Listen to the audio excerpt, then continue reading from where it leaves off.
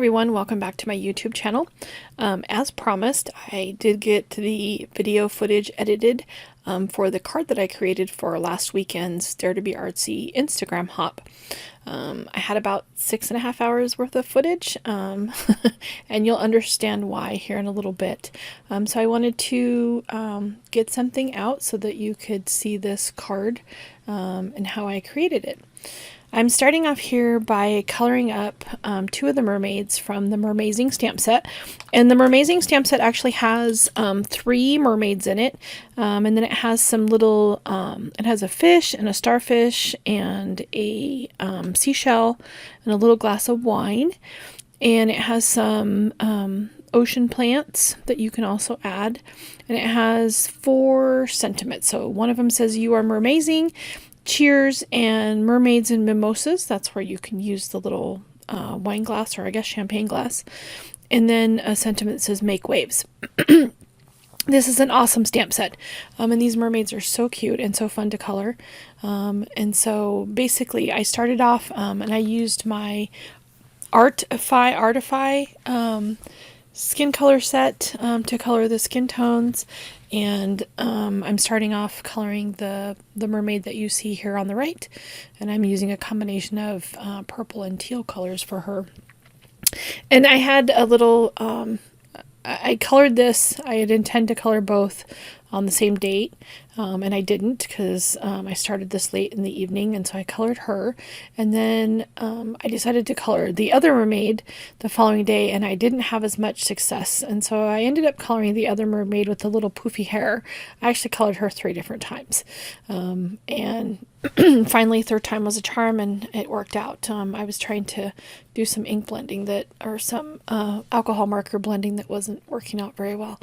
But here I'm just using my chroma markers, and I am coloring her up and trying to get a good blend between the 2 colors. I'm going to go ahead and put on a little bit of music.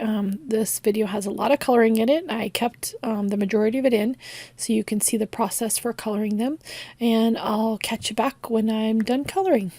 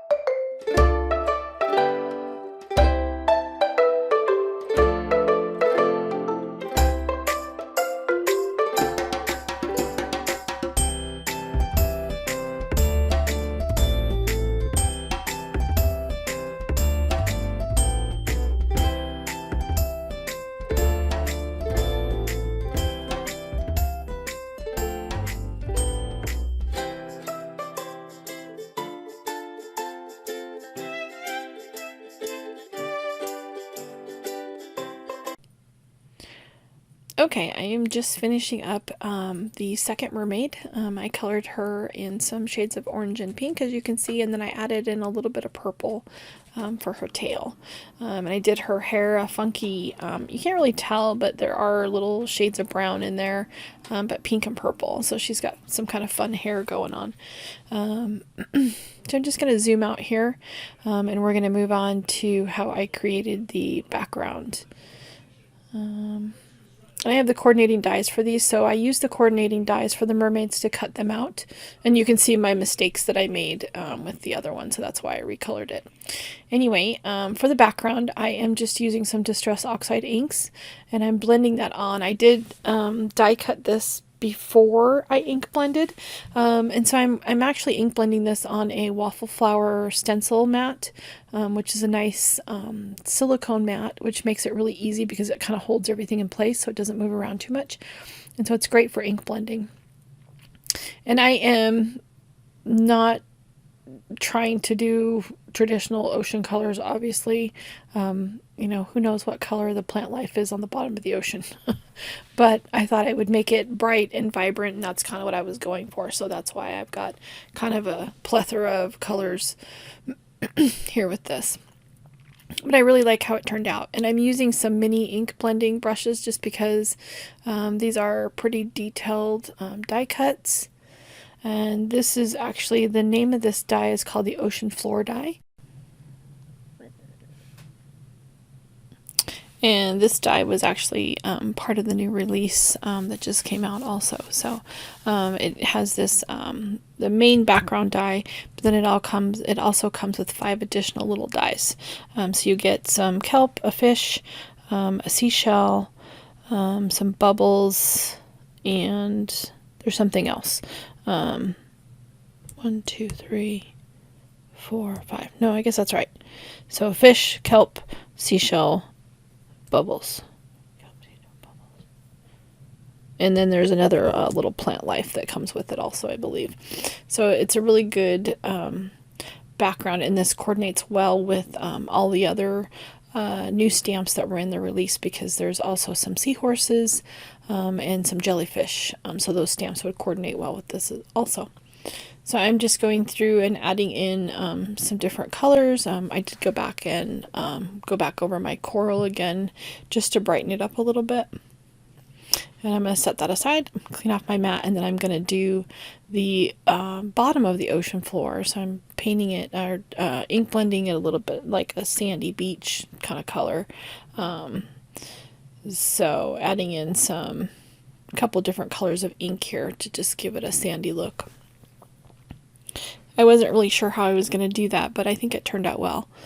I had a couple places where I had over inked on the coral, and I think this covered it up pretty well. So you could also put a piece of paper behind that where the starfish is, and have a different color starfish on the bottom. And I did go through and I did add some splatter to it. So I'm using my Spectrum Noir. These are my sparkle pens. So I used a clear sparkle, and then I did like a teal blue sparkle and added some additional sparkle into that. And then just basically splattered those over the background. And then I also added some gold sparkle too. And I let those dry a little bit after I got done sparkling the background. I think it looks really cool in person. It's kind of hard to tell from the video, but it just adds something to it. And I did spritz a little water on this. It's such a small frame area that it's kind of hard to tell. But so for my background behind that, I am stamping the waves, and this is from the, what is the name of this set? I think it's called, this stamp set is called the Under the Sea Sentiments, and it has 8 additional sentiments, and a starfish and some seashells and a conch shell and some bubbles, and then it has these awesome waves. And so what I did was I just basically stamped the waves, and I used a couple different Dare to Be Artsy inks for this. I used the Paradise Teal and the Midnight Blue inks, and just kind of sort of blended them together on the stamp, and then I stamped over them again with embossing ink and heat set them with clear embossing powder. So it kind of gives like a reflection. It looks like water. And I think it turned out really well. So I did a few of those on the background, and now I'm going to do some more ink blending on this to make it look like the ocean. So I'm starting out with sort of a lighter color, and I will blend it into a darker color towards the bottom. This was a lot of fun to create this background, and I really like how those waves turned out. It looks pretty cool.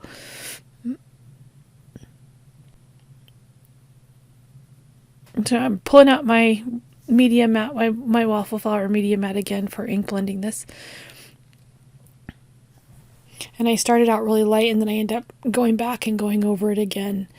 And I'm going to use a stencil here in a little bit to kind of make it look like, I was envisioning when you look at like an ocean scene, how the sun casts down through the ocean, and you can kind of see the rays of the sun through the water. And so I used a stencil and kind of blended on a different color ink. I actually used the cracked pistachio, sort of a green color, and gave it sort of that sun reflection, and then ink blended back over that again with my colors, and it turned out really cool.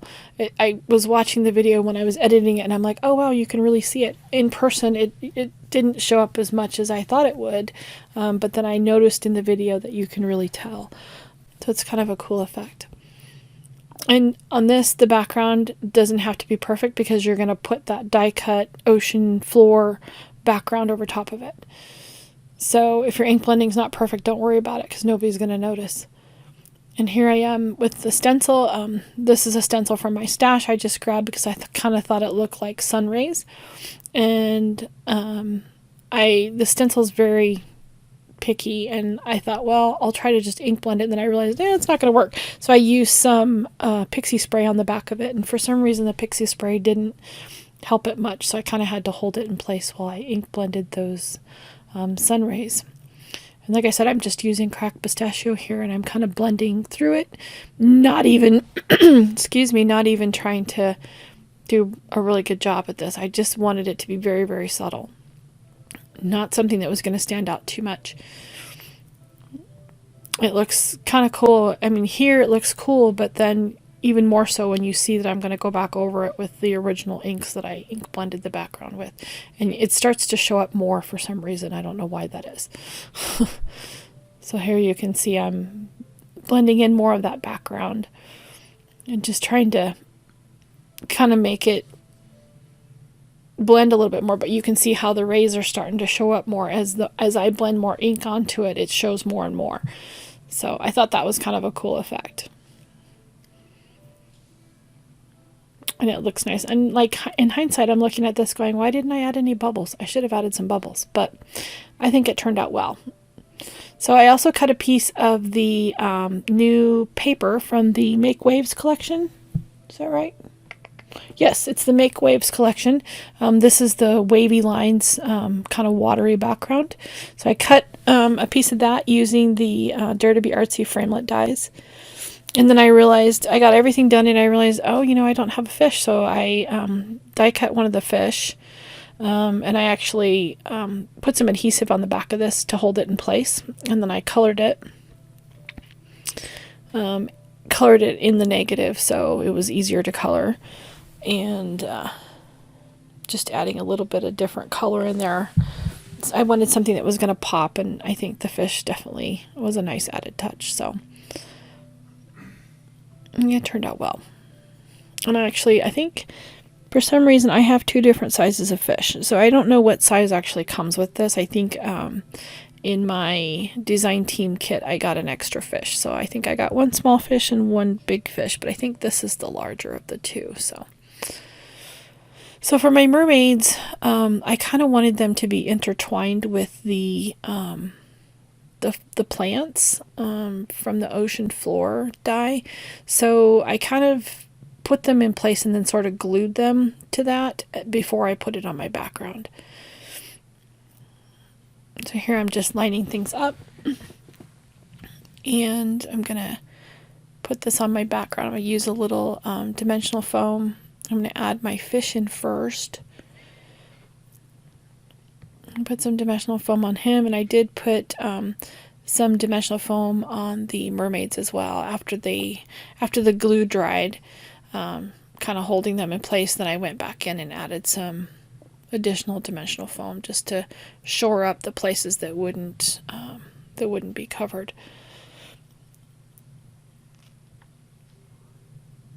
This little fish was kind of tiny. Trying to get some little dimensional foam pieces on that. I need to get some different foam that isn't so big that I don't have to cut down so much. I love how that little fish just popped. The nice yellow.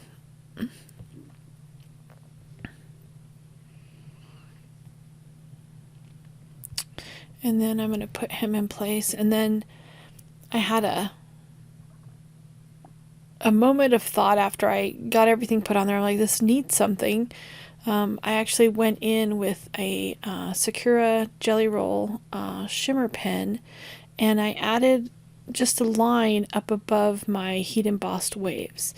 So it kind of creates like a reflection on the waves, and it looks really cool. I wish I had thought of it before I glued the background in place, because as you can see, it was a little bit hard for me to add that pen detail in there with those die cut pieces already adhered in place. But definitely a nice effect, because it kind of makes it look like the light's reflecting off of those waves. And it turned out really cute. And I love how the Make Waves paper coordinates with everything. It's such a great paper pack. I highly recommend it. I highly recommend the stamp set. The stamp set was so much fun. And the die, the ocean floor die, is very cool. So I love how this card turned out. And I'm just going to add a sentiment in here. And I grabbed my sentiment from the Under the Sea sentiment set. I used the Splashy and Sassy. And I just heat embossed that sentiment. And I cut it on one of the Dare to Be Artsy. I believe it was one of the Slimline sets that had a flag die. So I just stamped it on that. I did shorten it down just a little bit when I die cut it, so it would fit on my card panel. And I added a little bit of dimensional foam to everything, and I put that on a top folding card base that I made from 110-pound Nena cardstock. So I'm going to zoom out here and give you a final look at the finished card. Thank you so much for joining me. Please click the like and subscribe to get all of my content. Thank you.